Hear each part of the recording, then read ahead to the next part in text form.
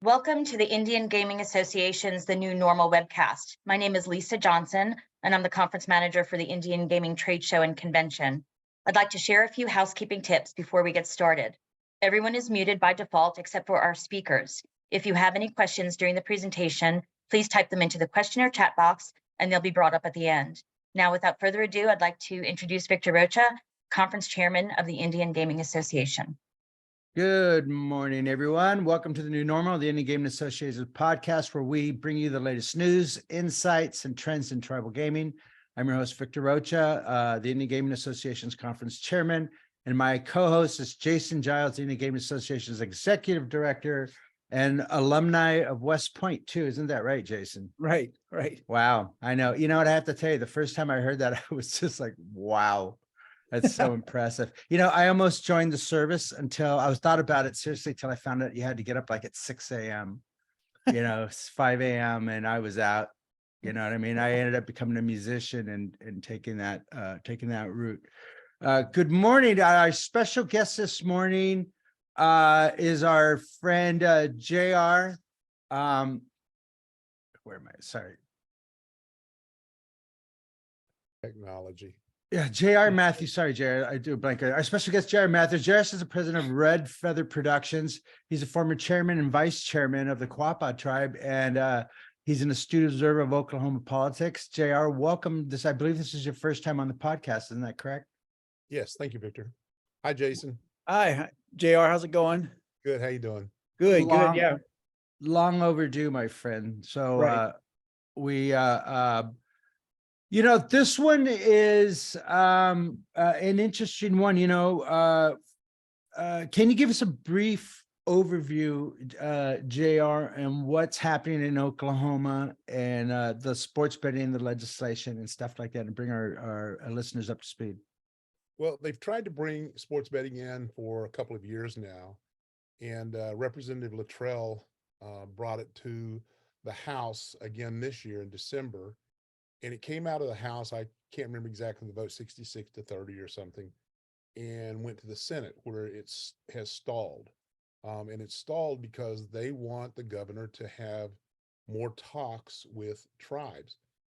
The background to all of this and what I can see happening is that when Stitt wasn't allowed to increase the revenue or steal money from the tribes, basically, by increasing our fees for the exclusivity of gaming, he is trying to do an end run because to get the bill within Oklahoma, the sporting bill, you have to renegotiate your compact, which means that Stitt is now wanting to use that as leverage. And he's not saying it publicly because he got beat so bad on it, but they have to have 4 tribes that would approve the compacts first, new compacts, before anyone else could do it.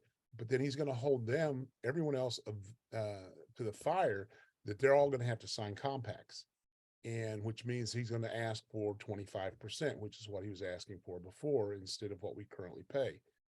You know, because they see how much money is being brought into the tribes, and they're only getting $191 million. But the problem is, in my opinion, when we first started this 16 years ago, the money that was raised was supposed to go in surplus to education. And what they did was they took the money and they replaced in the education funding and pulled that money out, started giving tax breaks to the oil companies and a lot of other people so that they could keep their jobs and keep people, you know, in the state where they are.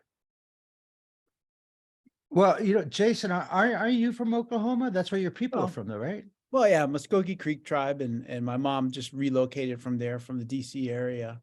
She's back in Tulsa area now, in Broken Arrow. And I was talking with JR before. Let's back it up. Just this past election, JR, it was the first time in the state's history where all the tribes were united against one candidate. I guess the complaints I heard was that, you know, they kind of maybe waited a little bit too long. You know, it was like 6 to 8 months before the election before they really got unified. But you know, Stitt still won by a comfortable margin, you know, about 7 percentage points, I believe. And And, but, you know, there were 2 congressional races that were super tight. And, you know, the House Democrats could use 2 seats right about now.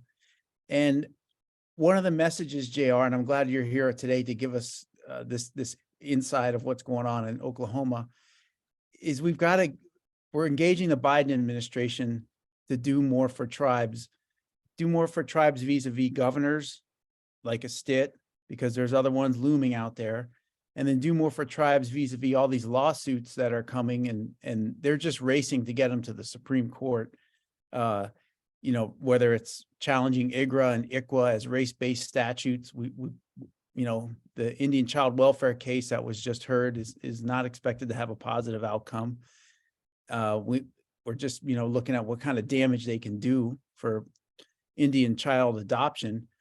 And then recently, just this past week, there was a case, Lac de Flambeau up in Wisconsin, went to the Supreme Court about whether bankruptcy rules apply on the reservation, to on-reservation tribal economic development. So, you know, these attacks are coming from all over the place. We thought that we were done with these 30 years ago. Stitt's pulling the old playbook back from the Connecticut governor days and the Schwarzenegger days. And I'm glad you're on here, JR, to you know, let us know about this stuff. But as far as you're concerned, are the tribes in Oklahoma, are they still maintaining that united front? What is there any kind of direction? Is there anything you guys can do? You're gonna have to deal with this guy for the next 4 years. And oh, by the way, you've got economic issues on your borders, given that, you know, Texas and some of these surrounding border states are thinking about looking at maybe legalizing gambling at some point, which is going to be, you know, that's going to impact the customers that come up Oklahoma's way. What do you think about all those issues? I know that's a lot, but you know, we hear from Owaiga, JR. We don't really hear from the folks that are at the tribes fighting this from a tribal perspective. But go ahead. Yeah, well, you know that the Quapaws have a casino in Pine Bluff with Saracen. Mm-hmm.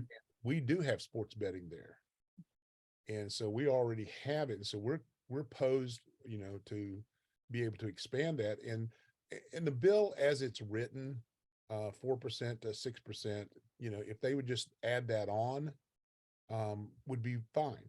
But that's not what they want. They want to use it as a Trojan horse to get in and get more money on the other side of it. With Missouri looking at it, with Texas looking at it, Kansas already has it.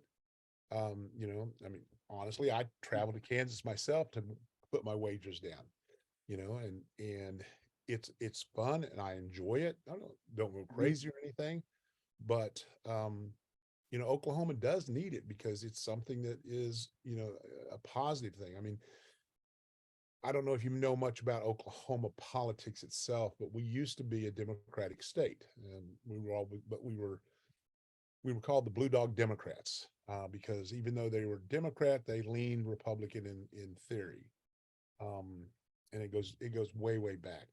But since then, we have become one of the reddest states in the country. Every statewide seat, every congressional seat, every Senate seat. So that trifecta is controlled by the Republican Party.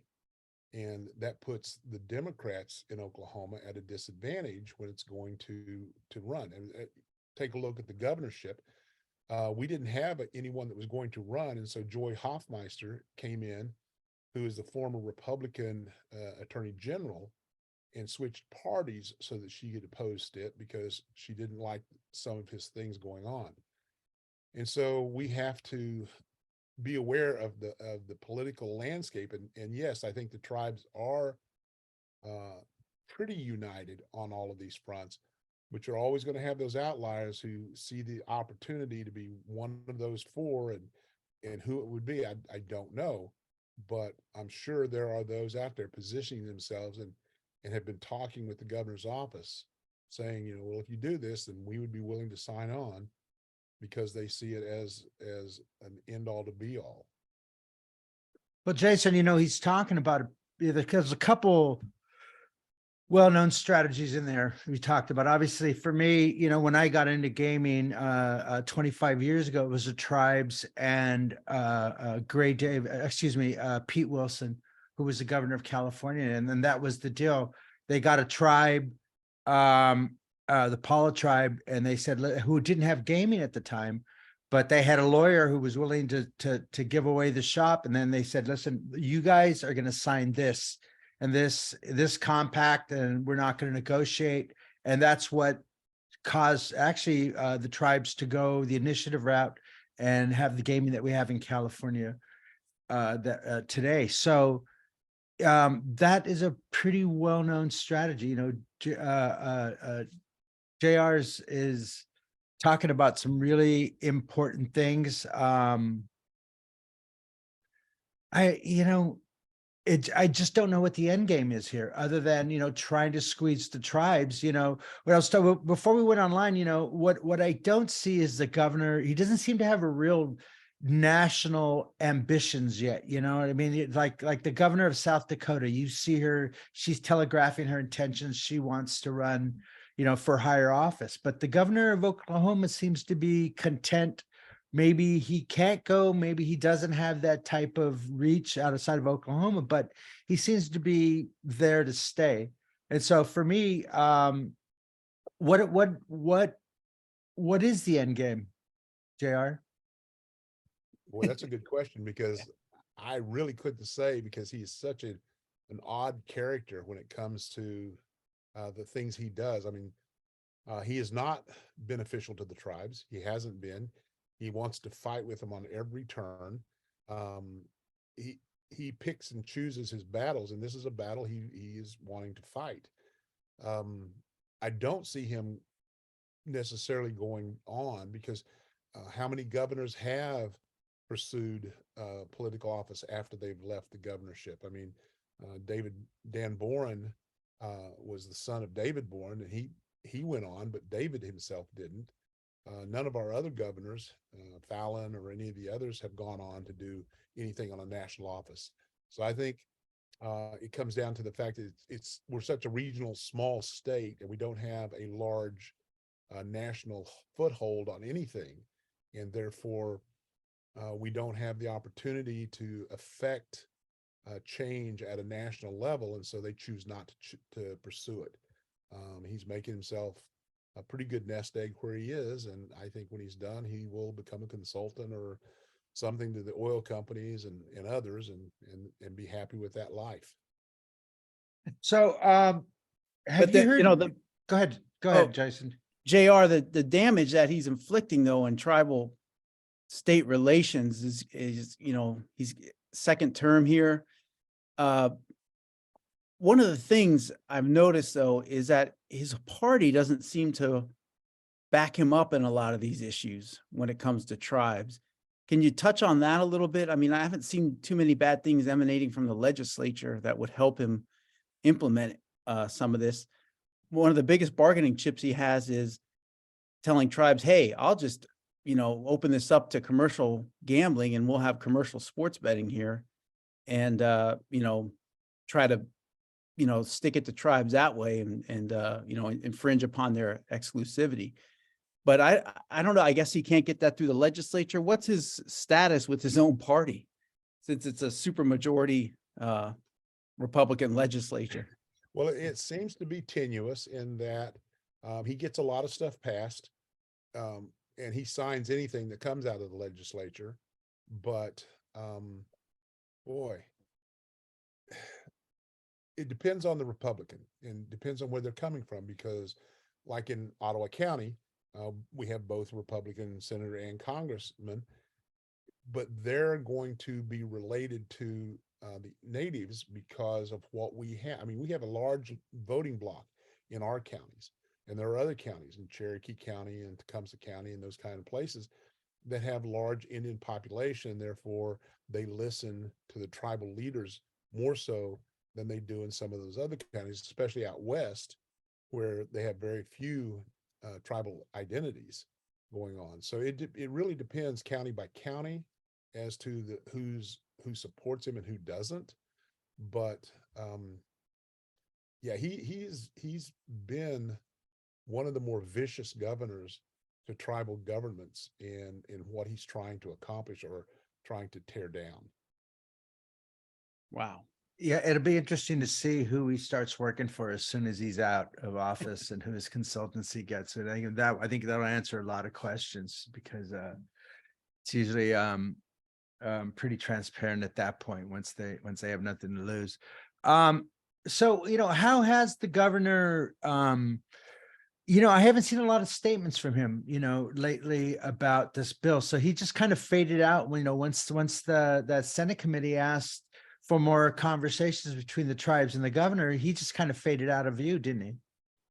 Yeah, I think he did because I think he got his tail handed to him last time. And so he doesn't want to be the one to go out and be the whipping boy for him.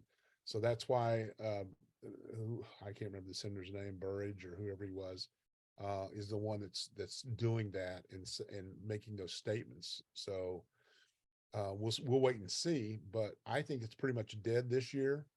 It may come back again next year. I'm sure it will, because the tribes the senators and congressmen who want to see this, because they understand we're going to get left out when you get Texas, Missouri, Kansas, Arkansas all around you having sports betting, and we don't.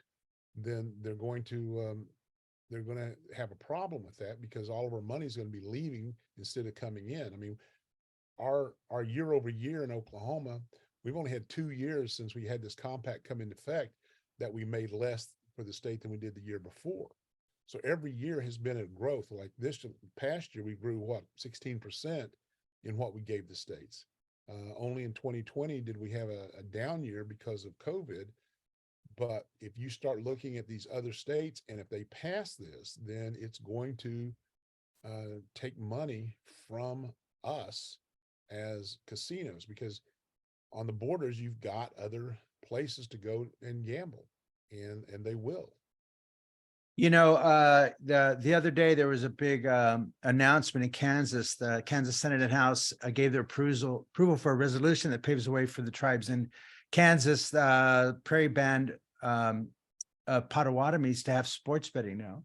So this was like a really big announcement yesterday, is that they're going to have it. How do you think that applies to the tribes? And kind of also, what were the tribes' response to the failure of this bill? And do we have unity going forward, or do we at that level of frustration yet? Well, I think one of the frustrating things that the tribes had was who was being put in charge of the oversight, and that was the Oklahoma Horse Racing Commission. And when you put a horse racing commission in charge of sports betting, that says a lot. When you're not putting the stakeholders, who are the tribes themselves, in charge, then you have a problem. And I think that's where a lot of the tribes are having pushback.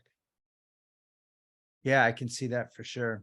I remember reading that, but it just kind of really slipped my mind that it was the horse guys, the horse racing. And if you look around the country and the relationship in Minnesota, that's a really big deal right now. Is whether the tracks are going to participate. You had that issue in Washington, and in California, they brought the tracks in when they were trying to get their initiative in too. So that's always been a real big point of dissent.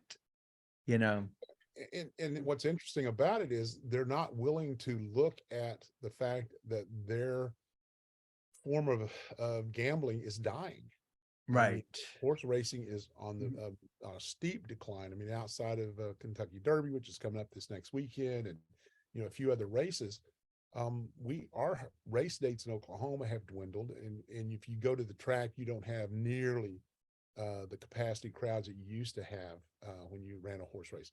Mm-hmm. And what it comes down to, honestly, is time and effectiveness, because you have 20 minutes or more between races, and people don't have anything to do. You go to a casino, and people have that immediate and quick reaction to their wagering or whatever it is. I mean, if you go to Las Vegas and you go to any sports room that still has racing up there, they have, several tracks going, they have several dog races going, they have other things happening. So you can bet on a race every 2 minutes or every minute and have the results coming in and everything else. Whereas with a single track, you don't have that ability. Yeah, once when I was in the UK taking a tour of the betting parlors over there, not parlors, excuse me, sports books and stuff, they would run virtual horse races in between the real horse races too. And yeah, well, that was, horse racing is content over there. It's not the sport of kings. Don't believe there's nothing glamorous about horse racing in the 21st century.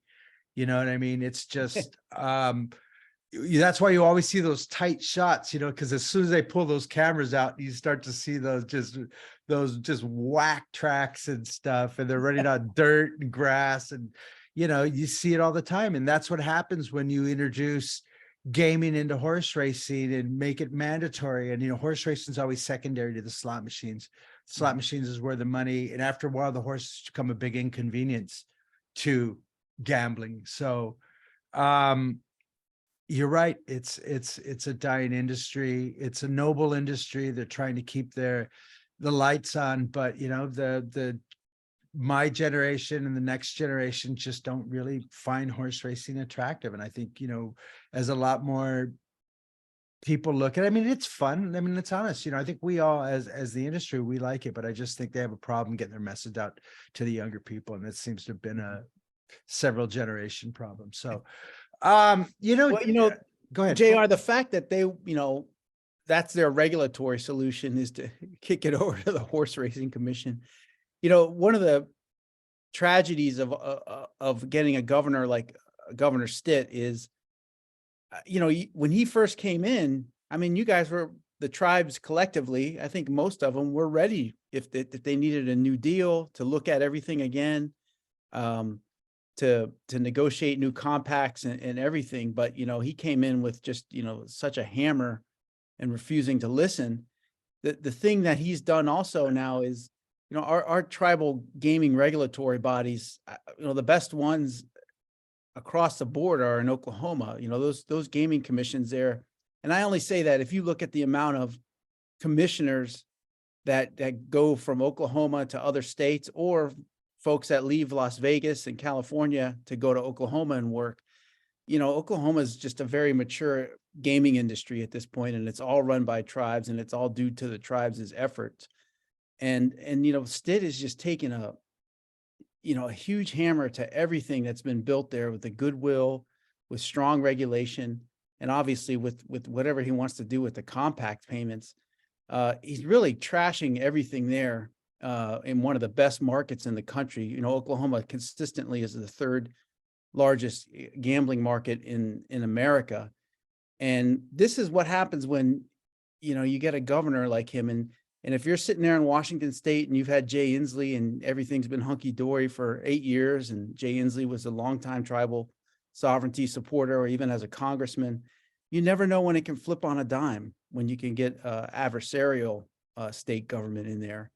And I want to just ask you, JR, it's hard to know what the end game is here now, but I think one of the things, I guess the plan now is to ride him out for another 4 years.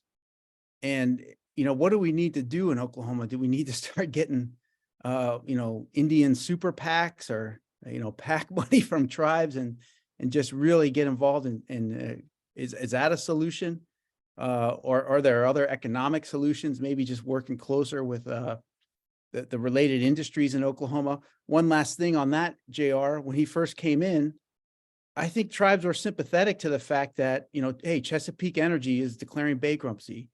Barrel of oil was below $40, and it was hard. I think for his 4 years, he's like, oh my gosh, where's the income going to come from? The oil and gas industry is just eating it right now.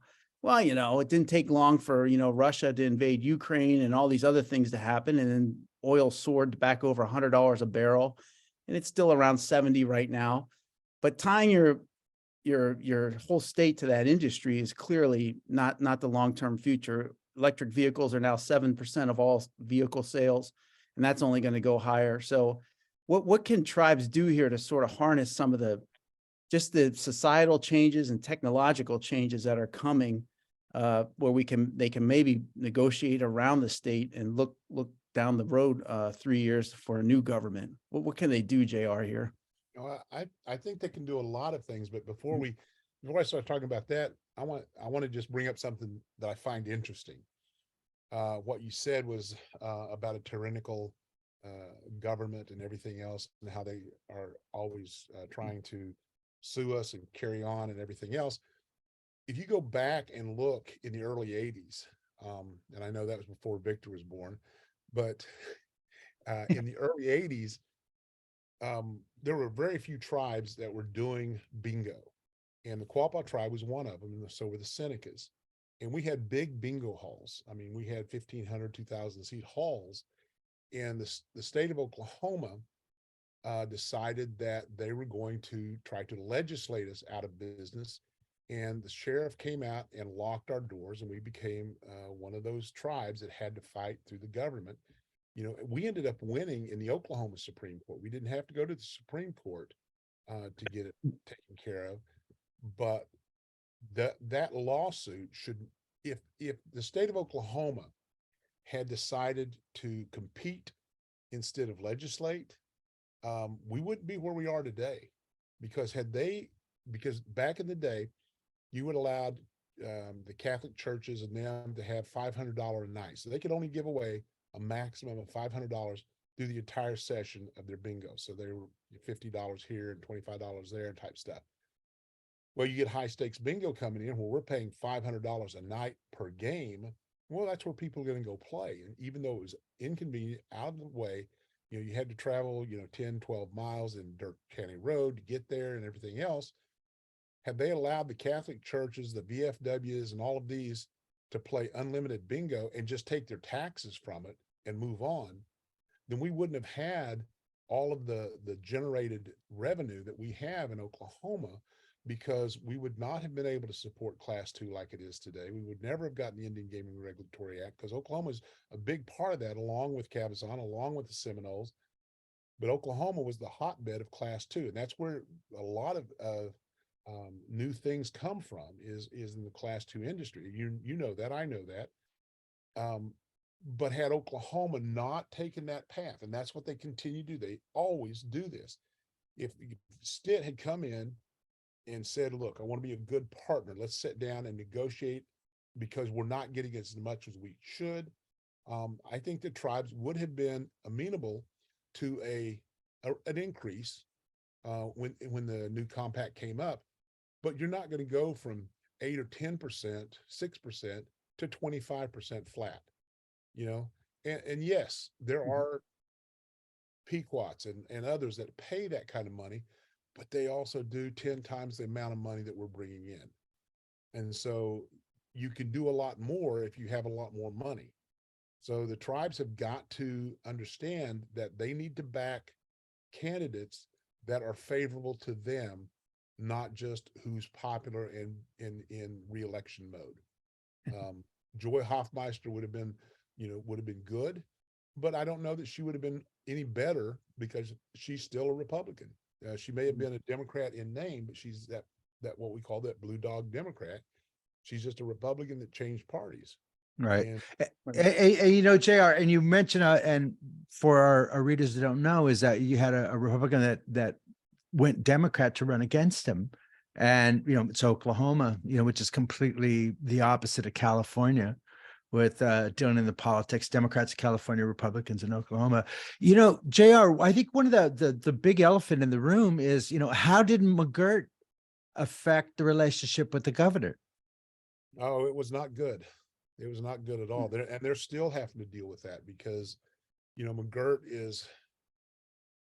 it's a difficult law to see, Jason could go more into this from a lawyer's point of view, but I think everyone feels like the tribes have taken advantage of McGirt, and what it's doing, and when we're just really trying to figure out what it really means. We're still trying to figure that out.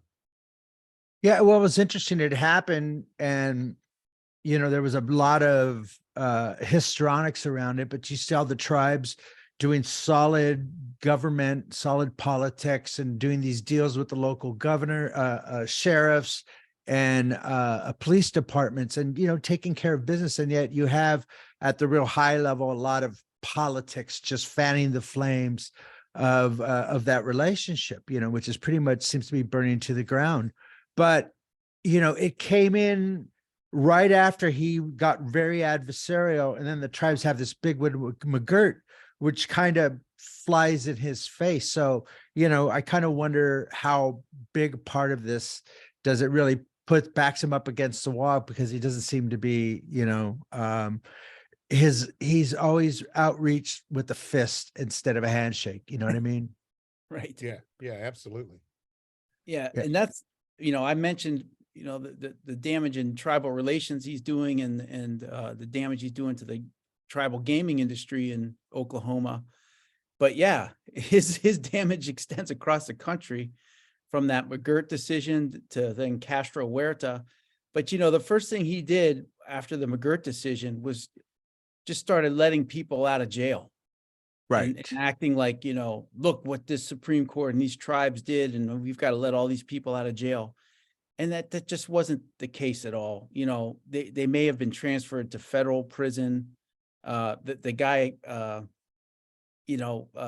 Castro Huerta himself was slated to be deported back to Mexico. So, they that whole thing, and even Justice Gorsuch in his dissent said, that the state of Oklahoma, the governor primarily, went on a 2-year social media campaign to undo the McGirt decision.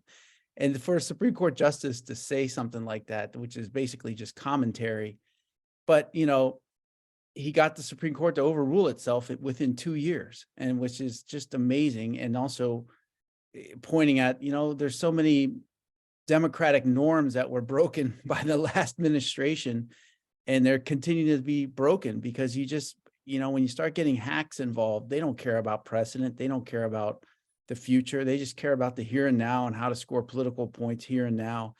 And tribes are on the front line of that in Oklahoma, which is why I brought up that point about, it doesn't seem like the Republican Party and the legislature there is always on board with Stitt. And I think the tribes there can really pull out of this and have some positive results at the other end of the spectrum after he's done.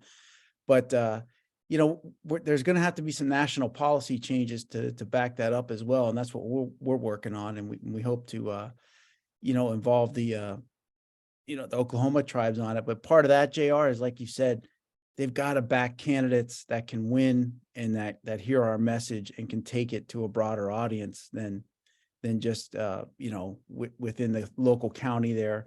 But those agreements that tribes had worked out with local counties and sheriffs and everything, those took decades, right, JR? I mean, there was so much animosity, especially when you first put up the casinos and the traffic and whatever incidences might happen in the parking lot and all that.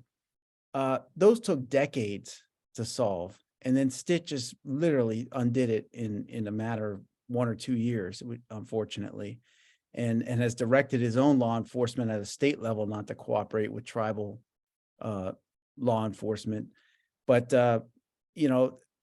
I think, JR, what we want to do is, as a national organization, we're trying to show this is what can happen in a state like Oklahoma, where the tribes are literally carrying the economic burden for the state. And the state can't appreciate it. They just want more and more and more. And as you correctly pointed out, Connecticut, that 25%, something Schwarzenegger didn't even understand, that was for slots only. Slots only. That's the only, and then given the monopoly they had, you're right, the numbers were astronomical. So for those tribes to cut that deal, that probably looked good to them. I think it's in perpetuity. So 25% of our slots, that's the highest grossing game. We'll make money on everything else. So, that's kind of the lay of the landscape. And I know it breaks down state by state differently, but we're trying to push Oklahoma here because of the amount of tribes in that one state, because of the unique history of Oklahoma, to set some precedent here moving forward. And JR, like, if you can touch on it, what your tribe is doing across border. I think Chickasaws are laying the ground for cross-border stuff. If you can touch on that a little bit, because that just gives you a little bit more economic diversification, but also a little more standing when you have to negotiate with the state. So how's Quapaw addressing that? Let me talk a little bit about Quapaw and also the Wyandots, but yeah, the state has a problem in that they don't understand, because all they throw up is the $191 million we gave them. We're not giving them enough. But yet you take a look at everything else, because we are the largest employers in the state with our casinos. So all of our employees pay taxes. They are buying gas. They're taking care of their families and doing things. The economic impact that we have in Oklahoma is huge, not just from that, but our programs that we have. With Quapaw, we have 3 EMT fire stations in the county. Not just here at Quapaw, but down in Wyandotte, we got one elsewhere. Paid for by Quapaw? Huh? You guys are paying for it? Yeah. Yeah. We took over the ambulance services in Quapaw itself. Then we've got another EMT station over by the casino, and then we got one down by Wyandotte. So we are first responders, and we take care of anyone. So anyone calls, we go and we take care of them. And we do a great job. I mean, they really do. We have 3 fire departments in the county, so that we help with all kinds of fire. These are things that the state doesn't have to pay for. They don't pay one dime for any of these services that we're providing. We're self-sufficient in all of that. And they don't see that. They don't understand it. They don't care about it. You take a look at the Wyandottes. You talk about cross jurisdictions. Yes, we have a casino here. We have one in Arkansas. Look at Wyandottes. They have one here, small one down by Wyandotte itself, but they have a huge one up in Kansas City. And so what do? This year, Chief Billy Friend and his tribe is supporting the Wyandotte Nation schools, the Wyandotte schools, in that they're bringing an aviation program in to get people up to going on that. They're building a new true value in the town. They're building housing. They also laid a $2.8 million football field and baseball and softball fields for the kids. Wow. To help, the community. So the tribes are spending money outside of what they're paying the state, and the state is unable to acknowledge that friendship and partnership that we have with the community, because we understand we may be tribal, but we're also Oklahomans, and we're trying to help the state of Oklahoma, and they're not reciprocating in any of those things that we're doing. Wow. Yeah, I mean, that's I heard about Wyandotte and the stuff that they were doing for the local school there. That was incredible. I read an article about that while I was out there, and and I just thought, these tribes do so much extracurricular for really just the benefit of their tribal citizens and the surrounding citizens, and really that's what tribal gaming has enabled. When you look at those cases across the country, look what Pechanga's done for Temecula, Victor. I mean, Temecula doesn't even look the same. No, it's a different community. Right. And so, that's really just great news to hear. And I think pushing it outwards and getting that messaging out, and we've got to take it to Congress.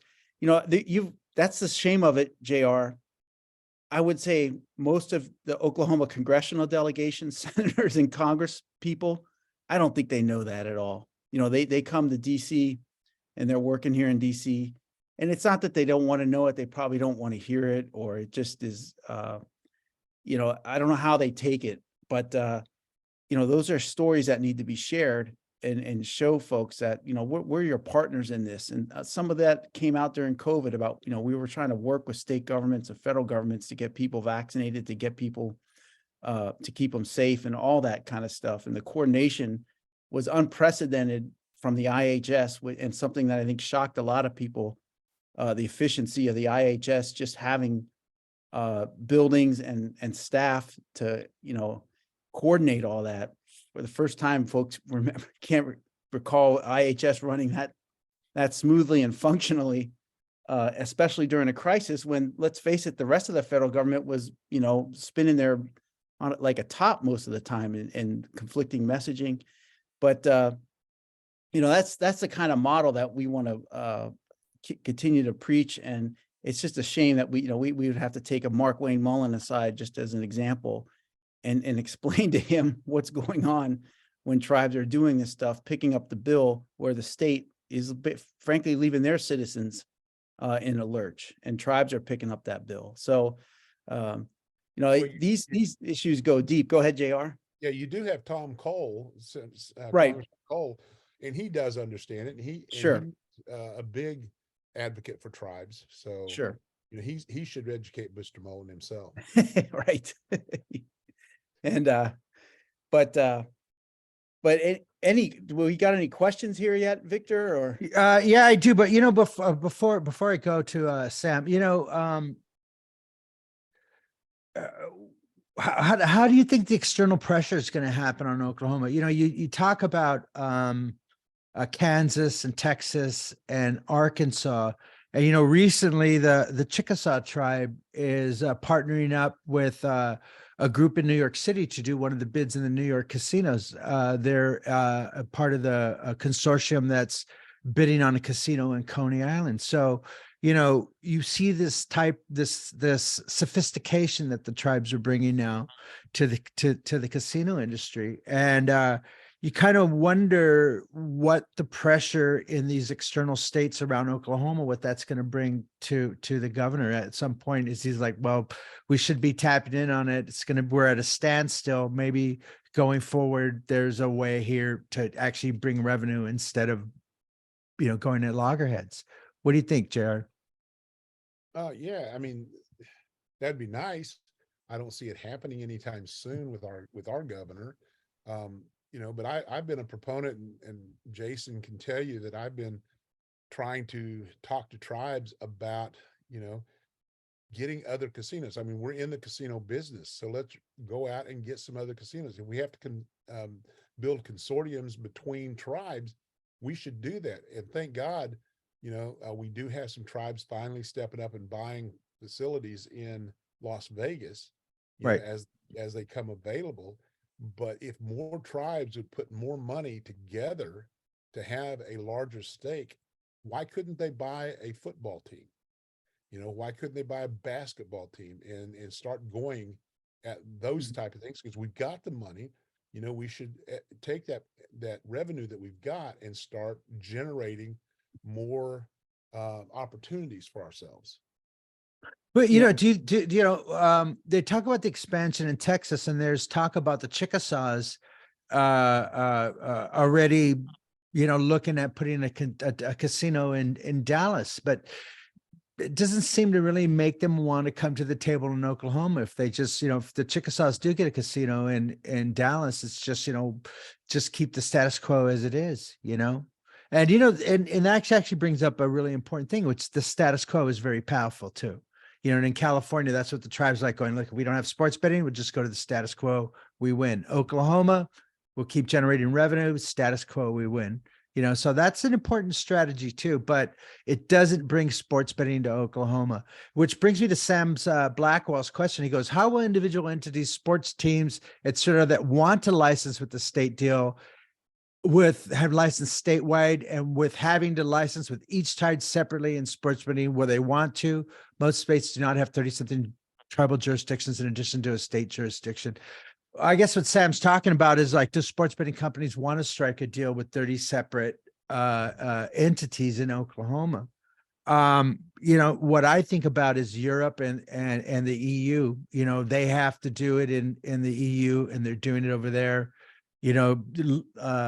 Luxembourg is different from Holland, which is different from France, which is different from the UK. So that's what they have to do. But look at California, you have 100 tribes, over 100 tribes. So Sam, I think the question is You know what? When it came to gaming, that's what they had to do. To get a gaming license, you have to go to the tribe. You have to go through the procedures. There's no one big portal where you put your information in and all the tribes approve them. Although that would be great, but that's, handing off your tribal sovereignty to somebody else. And I don't see that happening. What do you think, JR? Yeah, I don't see that happening. And if there's money to be made, they're going to spend the time and they'll go ahead and get the license both in the state and with tribes. We have too many companies out there doing some similar things right now anyway. I mean, you go to one tribe and you have to fill out a tribal app, and it may be, 2 or 3 pages long. You go to another tribe, it's 30 pages long, but it's going to generate you money. So you're going to spend the time and do it. Yeah, I agree. So in your opinion, what steps need to be taken to move forward with sports? And or is it even possible now? We've spent the last 45 minutes talking about it. Is there a path forward for Oklahoma, or is it just the status quo and it's going to be the one place? I heard it's not a big football state anyhow. OU. OU. We have college sports.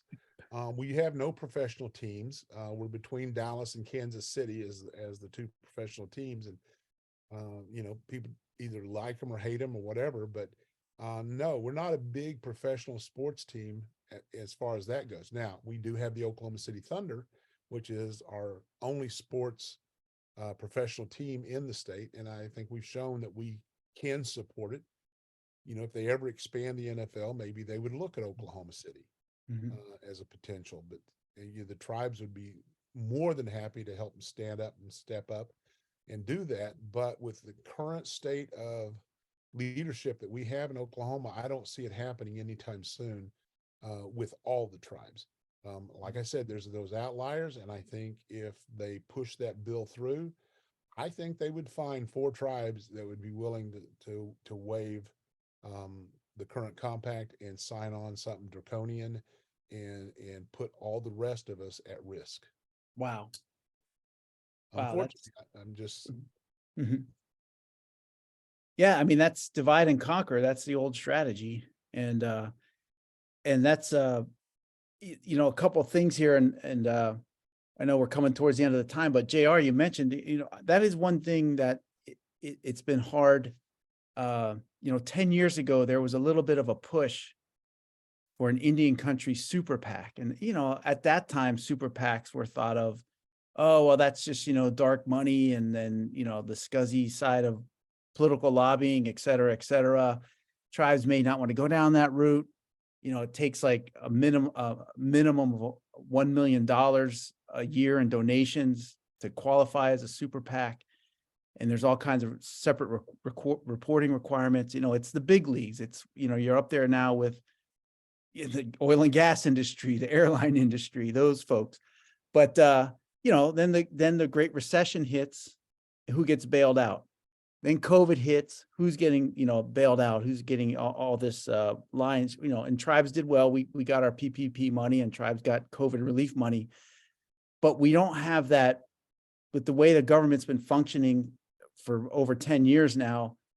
Super PACs are the only ones getting any attention to their issues. And unfortunately, now there's a dime a dozen super PACs, and hopefully maybe their influence will start to wane, because I think, you look at the tech industry, they're not getting their return on investment for political lobbying. If anything, it's fraught with a lot of landmines.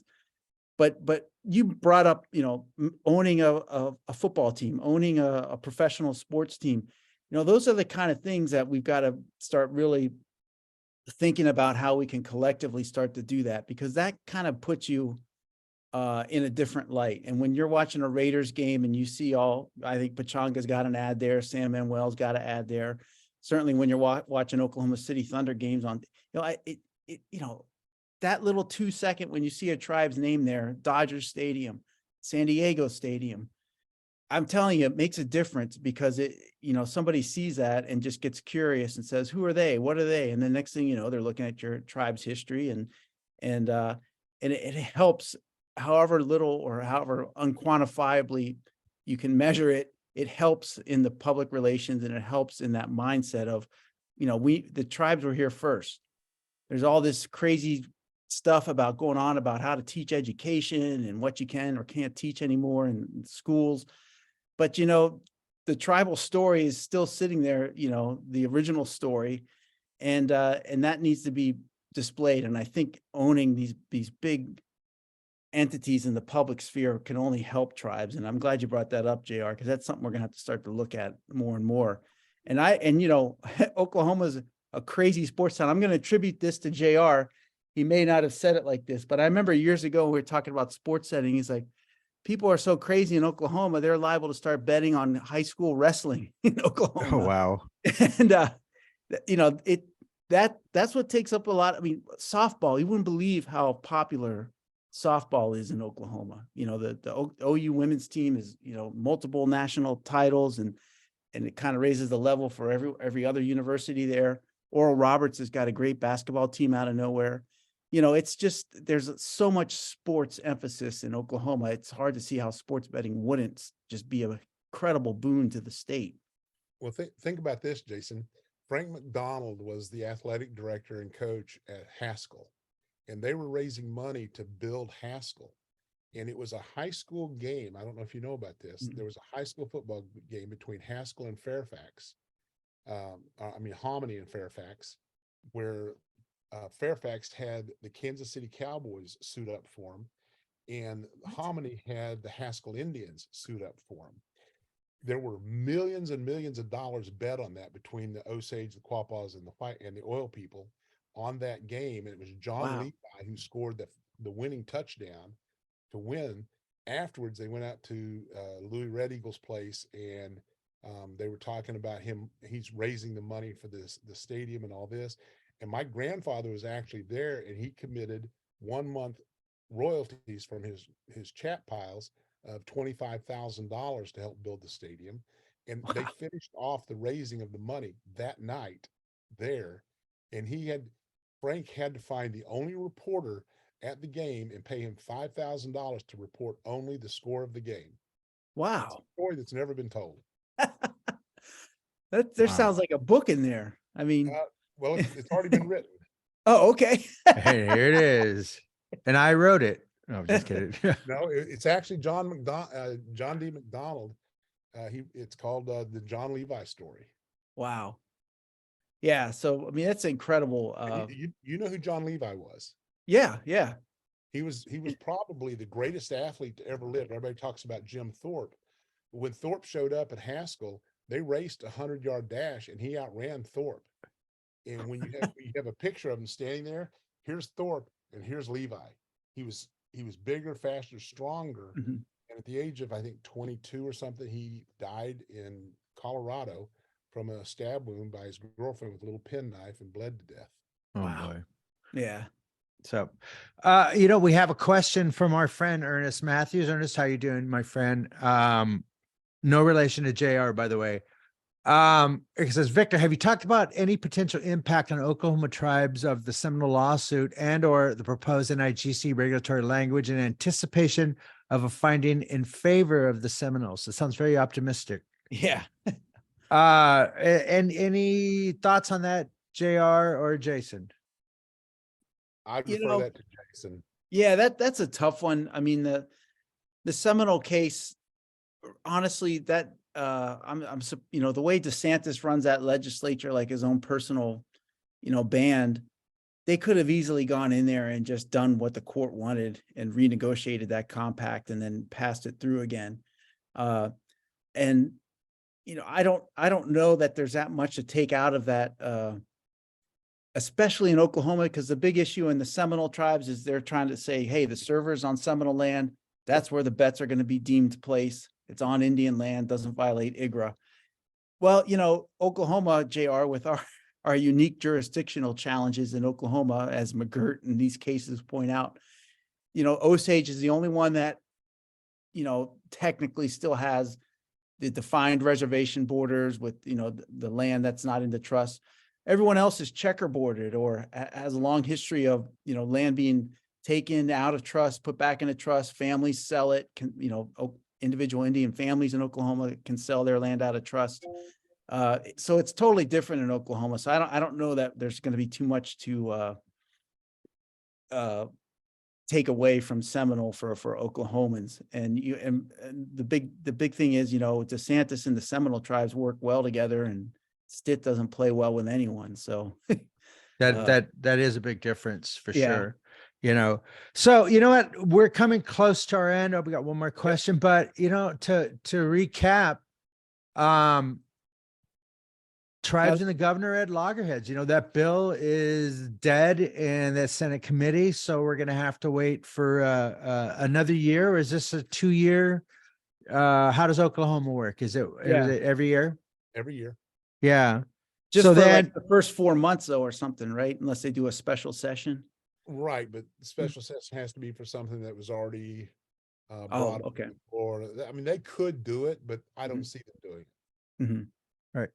So as we stand today, we're looking at like California, we're at sports betting is going to have to wait another year. And meanwhile, it's going to be growing around. And actually, you're starting to see more conversations about online gaming now. So now people are like looking beyond sports betting. But one of the interesting things is there was an article out this last week talking about the slow adoption rate of online gaming with all the states that have sports betting. So I think we're starting to see people slow down a little bit, looking at the impact that sports betting is having. I think online gaming seems to be a little step too far. I know in California, when we're looking at the poll numbers, it is. So, obviously California is different than a lot of the other ones, but I think the concerns of the people in the communities about online gaming and addiction are still really important. I think the industry's ignoring that in a lot of ways, but I think that's another issue, and that's another podcast. So JR, thank you so much, man. We learned a lot. I think we're all a little bummed that it wasn't gonna happen. So we can now, California's breaking our hearts and Oklahoma's breaking our hearts, but we're seeing some action in Minnesota and Kansas, and so there's a lot to be optimistic about for tribal gaming and the future of the industry. But we have some concerns waiting for that Supreme Court decision for Brat King.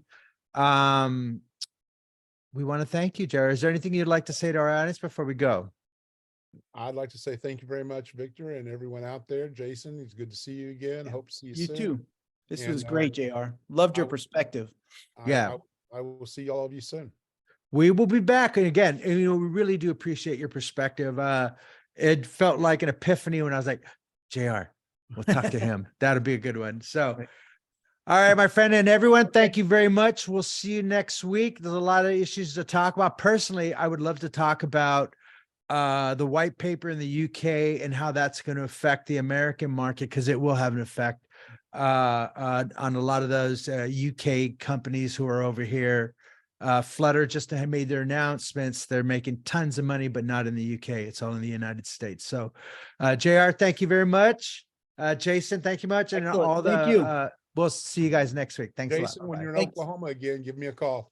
Will do, JR. Will All do. right. Thank See you you to soon. everyone today. Bye, everyone. See you Take next care, week. JR. Bye-bye. Bye.